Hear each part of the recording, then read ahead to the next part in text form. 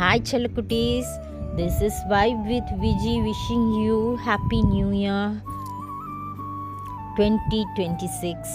ஜனவரி 1ஆம் தேதி குரு பிரதோஷம் வருது. குரு பிரதோஷம் ரொம்ப ஸ்பெஷல். குரு பிரதோஷம் அன்னைக்கு நம்ம சிவலிங்கத்துக்கு பால், தேன், அப்புறம் விபூதி அபிஷேகம் பண்ணிவிட்டு ஒரு நெய்வேத்தியம் வைக்கலாம். லைக் பாயாசம் அந்த மாதிரி. அப்புறம் நமக்கு நிறைவேறாத ஒரு ஆசை இருக்கும்ல, அதை ஒரு சிட்டில் எழுதி நம்ம சாமி முன்னாடி வச்சுட்டு நம்ம ப்ரே பண்ணோம்னா கண்டிப்பாக நடக்கும். ட்ரை பண்ணுங்களேன்.